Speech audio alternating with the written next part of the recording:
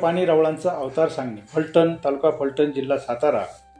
सर्वज्ञ श्री चक्रधर स्वामींचे पैठणला गणपत मठात वास्तव्य होते.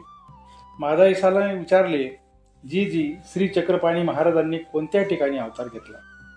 सर्वज्ञ म्हणाले, बाई, परमेश्वराला ज्योत धरण्याची इच्छा होती म्हणून डोंगराच्या पायथ्याला पुणे चाकण भागामध्ये फलटण गाव आहे, तेथे कराडे ब्राह्मणाच्या घरी अवतार घेतला. तो गर्भीचा अवतार. वडिलांचे नाव जनक नायक व आईचे नाव जनकाईसा होते. चक्रपाणी महाराजांनी फलटणमध्ये बऱ्याच दिवस वास्तव्य केले. नंतर सह्याद्री पर्वतावर गेले.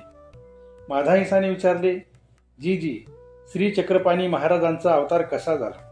सर्वज्ञ म्हणाले, बाई, पुरंदर पर्वताच्या पायथ्याखाली फार मोठे फलटण नगर होते. 4 दिशेला 4 महाद्वार होते. तेथे मठ, मंदिर, देवळे, गोपुरे, पांढऱ्या रंगाची धाब्याची घरे होती. या गावाच्या पश्चिमेला ब्रह्मपुरी होती. तेथे कराडे ब्राह्मणांच्या कुळामध्ये राजनायक नावाचे प्रसिद्ध विद्वान ब्राह्मण होते. त्यांच्या पत्नीचे नाव राजाईसा. राजनायक व राजाईसाला 7 मुले झाली. मोठ्या मुलाचे नाव रूपनायक होते.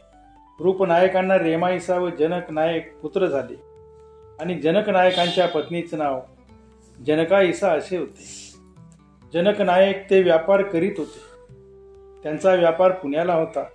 जनक नायकांना मुलगा नव्हता म्हणून त्यांनी मुलासाठी खूप प्रयत्न केले, पण मूल झाले नाही. मग जनक नायकांच्या नातेवाईकांनी म्हटले, मूल होत नाही तर दुसरे लग्न करा.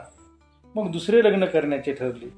जनकाईसाची लहान बहीण रंभाईसा तिच्याशी विवाह केला, पण तिलाही मूल झाले नाही. जनकाईसाचे आई वडील ते चाकणचे होते. तेथील स्थानिक चक्रपाणी देवतेला नवस केला, माझ्या मुलीला मूल होऊ दे, मग आम्ही तुझी 100 सोन्याच्या नाण्यांची पूजा करू आणि तुझेच नाव ठेवू असा संकल्प केला.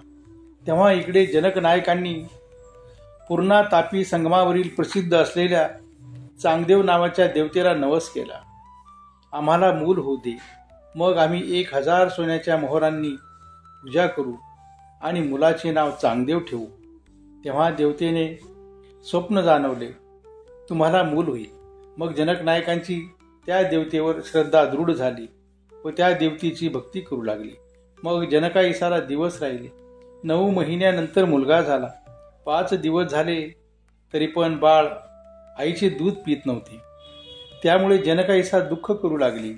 तेव्हा सारे रूपनायकांनी जनकाईसांचे सांत्वन केले व म्हणाले, जनक नायकाने ज्या देवतेला नवस केला आहे त्या देवतेच्या दर्शनाला बाळाला घेऊन जा, म्हणजे सर्व ठीक होईल.